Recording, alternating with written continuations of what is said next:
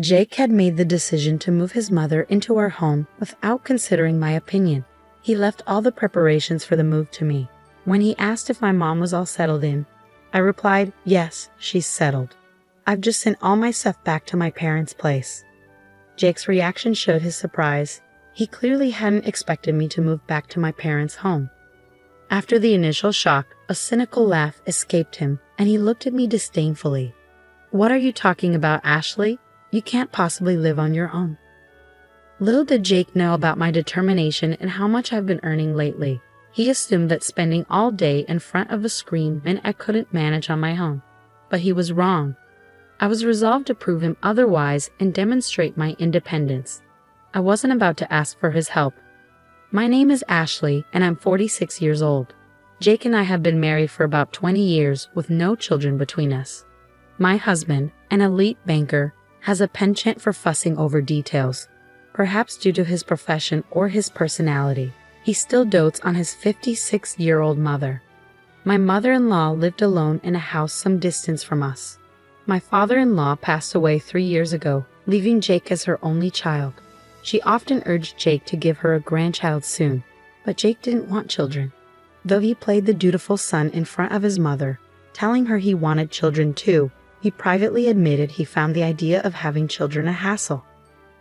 At our age, having a child would be risky, so we eventually abandoned the idea. Besides, deep down, I realized I didn't want a child with Jake. My apprehension dated back to when I first met Jake's mother. She warned me, "Hey Ashley, I don't think you're a good match for Jake. The banker's wife should be more polished. This won't last long." She whispered this so Jake wouldn't hear, but in front of him, she would say things like, "As long as Jake is happy, that's all that matters."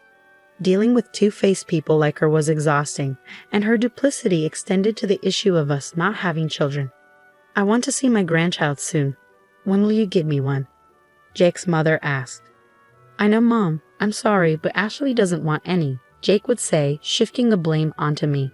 His constant deflection grated on me, especially since he was the one who didn't want children in the first place. I couldn't help but wonder if his devotion to his mother was why he behaved this way, prioritizing her opinions over mine. He never stood up for me, his wife. "Why did he want children, Ashley?" she would ask, turning the blame on me. "It's because she thinks it's a hassle," Jake would say, leaving me looking cold-hearted. "Jake, why are you with her if she doesn't want children? You're so kind to put up with this." "Ashley, you should be grateful Jake supports you." His mother would chide me, while they both laughed at my expense. Their ridicule extended to my own mother as well. "Ashley is a terrible person, so her upbringing must have been just as bad," they would say, mocking my background. "Like mother, like daughter, right?" Jake's resemblance to his mother was evident, but I could hardly stand him speaking ill of my mom. I should have defended her, but my focus was on taking care of my father-in-law. My responsibilities took priority. He suffered from a rare disease that caused his muscles to stiffen gradually. He needed assistance with eating and using the bathroom, so I managed his care as best as I could. While I was there, I wasn't sure if my mother-in-law tended to him or if they relied on a caretaker. Given her nature, I suspected they had a caretaker coming by instead. I couldn't imagine my mother-in-law caring for my father-in-law on her own.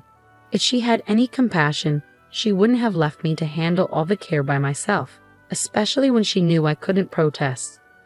Meanwhile, Jake was feeding her all sorts of lies about me. "I've reached my breaking point. I can't continue this marriage any longer. I can't believe I've put up with this for so long." Beyond the mistreatment I've shared so far, there were countless other unpleasant experiences they subjected me to. Even when my father-in-law passed away, my mother-in-law's reaction was disturbing. "Ah, it's finally over. We won't have to waste our money anymore, and I can finally relax," she said, showing no remorse. Those are not the words you'd expect from someone who'd spent years with her husband, especially since I was the one providing care for him. Her comments about money being wasted hinted that she may have hired a caretaker after all.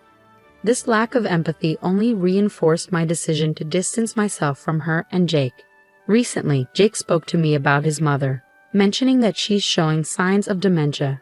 When I asked him how serious it was, he said she was starting to forget things more frequently. It seemed she might be in the early stages of dementia. I suggested that it might be better for my mother-in-law to move into a nursing home where she could receive professional care, but Jake dismissed my idea with annoyance. "Don't you have any empathy? You live here, so you can take care of her," he declared. I couldn't believe he was being so dismissive. I had my own responsibilities, and taking care of his mother wasn't something I wanted to do, especially after all she put me through. He labeled me as unpleasant and reiterated that his mother would live with us, leaving no room for objections. It was clear he had no intention of listening to my perspective, so I had to adapt to the situation. I simply said, "Understood," and started preparing for my mother-in-law's move. I made several trips between her house and ours in my small car, each journey taking an hour one way. It was exhausting and expensive, as I was covering the cost of gas myself. Though I could have asked a friend for help, I worried Jake's pride would lead him to anger if he found out. I figured he'd be embarrassed if others knew he was making me handle all the preparations for his mother's move. So I decided against asking for assistance. After several days of moving my mother-in-law's belongings, I began moving my own things to my parents' house. When my parents asked what happened, I gave them a brief explanation. They comforted me, saying I had been through a lot and had done well. Their encouragement gave me the strength to move forward. Summoning up the courage, I returned to our house to tie up loose ends. My parents insisted I didn't have to go back, but I couldn't bear leaving things unfinished. With a smile, I left my parents' house and headed home. However, upon arriving, Jake's fury greeted me. "Where have you been? You didn't even prepare dinner," he barked. Ignoring his outburst, I calmly replied, "I'll do it now. It's none of your business where I go." Jake's anger escalated, resorting to his usual tactic of yelling, "Who do you think is providing for you?" Initially, I couldn't argue against his point as I relied on him financially, but things had changed. Jake didn't realize I'd been working too. To him, it probably seemed like I spent all day on my phone or computer. Disregarding his shouting, I asked, "So, what do you want to eat?" This only fueled his anger further. However, I was no longer willing to bend to his every demand. In the past, I would have done anything to pacify him, but I'd reached my limit. Enough, I thought to myself. Jake, sensing my newfound resolve, declared, "I can't eat with you. It'll taste terrible. I'll go eat outside." With that, he stormed out, slamming the door behind him. In the past, I would have panicked, but not anymore. In the past, I would have rushed out in tears to find him, giving him exactly what he wanted.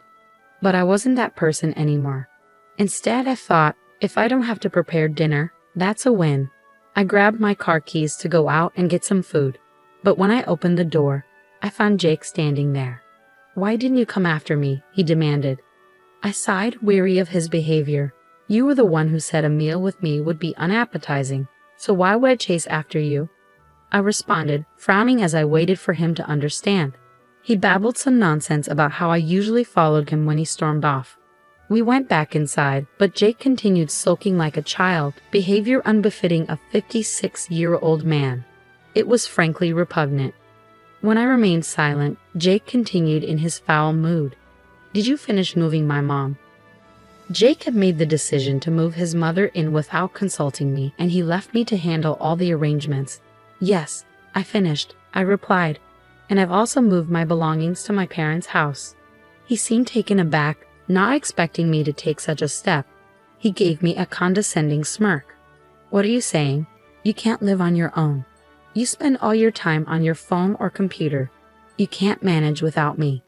"Don't be ridiculous," I countered. "I can absolutely live on my own, and I'll prove it to you. You may not realize it, but I can support myself just fine." Jake dismissed my confidence. "That's an obvious lie. Why bother telling it?" I held my ground. "What makes you think it's a lie?" Jake continued his belittling tone. "You've only been able to live because of me. If I'm not around, you wouldn't last a single day because you can't make money." I couldn't understand why Jake doubted my ability to earn money, but I didn't press the point. Instead, I simply said, "Even if I explained it to you, you wouldn't believe me. I'm going back to my parents' house." Jake responded, "If you're going back to your parents' house, we should get divorced. Don't come running back in tears later. Do whatever you want, but I predict you'll regret the divorce within 3 days and come back crying." "That's fine," I replied, calmly taking the divorce papers Jake had prepared. Please sign here." Jake signed the papers with an arrogant smile, but I just glared at him, grabbed the papers, and left for my parents' house.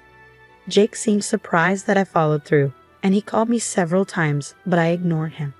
However, after 2 days of silence, Jake started calling again. At first, I didn't answer, fearing he might be abusive. But then a voicemail from Jake made me listen.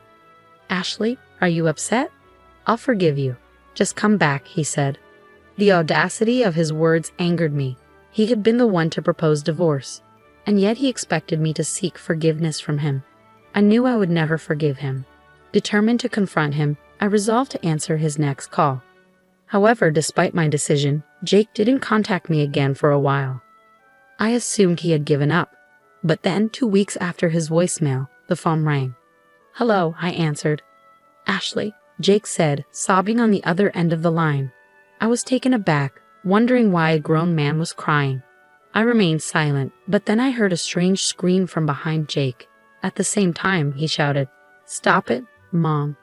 It was clear to me that his mother's dementia had escalated beyond his control. "Ashley, it's my fault. Please come back," he pleaded. "I don't know what you're talking about," I replied. "I left so you can go back."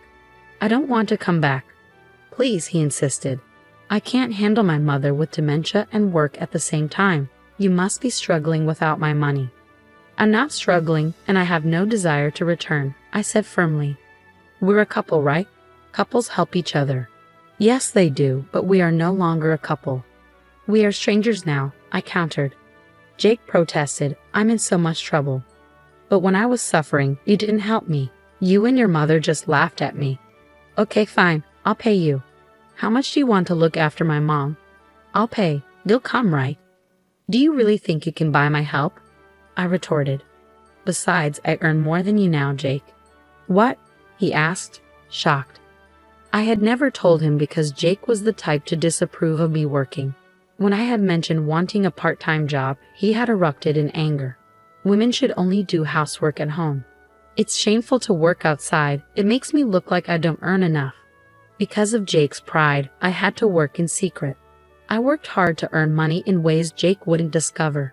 "What job were you doing behind my back?" he asked. "Stock trading," I replied. "A friend taught me how to do it, and I've been successful. Now I'm a professional trader, so you don't have to worry. I can support myself." "Please come back," he pleaded. "Why don't you take care of your beloved mother yourself? You're the one who suggested the divorce." "You actually filed the divorce papers," he said, sounding surprised. "Of course I did. I went to file them right away," I said. "If you have anything to say, please do it through a lawyer." At my cold response, Jake kept repeating, "I didn't really mean to divorce you. Please come back," but I ended the conversation saying I was busy and hanging up. I reached out to a friend who introduced me to a lawyer who agreed to represent me right away. From then on, all communication with Jake was done through the lawyer. The process took some time, but I managed to finalize the divorce. According to my lawyer, Jake's situation worsened. My mother-in-law's wandering habits had intensified, and she often snuck out at night and dined and dashed at convenience stores. She had been banned from numerous places, and at home, she smeared filth on the walls and ate things she shouldn't, causing chaos. Her shrill screams led to frequent complaints from neighbors and regular visits from the police. Despite the severity of the situation, Jake refused to use day services for his mother, citing his pride. "People might think I'm a bad son if I leave my mother with a day service. It's shameful. It's not something a capable man like me should do. Everything would be fine if Ashley just came back." As I heard about Jake's downward spiral, I learned he had become a shadow of his former self. His once robust frame was now thin and hollow-eyed, likely from lack of sleep. His ghost-like appearance had become the subject of neighborhood gossip. Upon hearing this, I thought to myself that it served him right, but I kept my thoughts to myself and thanked the lawyer. As for me, I moved to the top floor of a high-rise apartment with my parents. Jake had always looked down on them, but I was grateful to live in such a beautiful place with them. Now that I was finally free, I enjoyed my days appreciating the stunning views and living a happy life.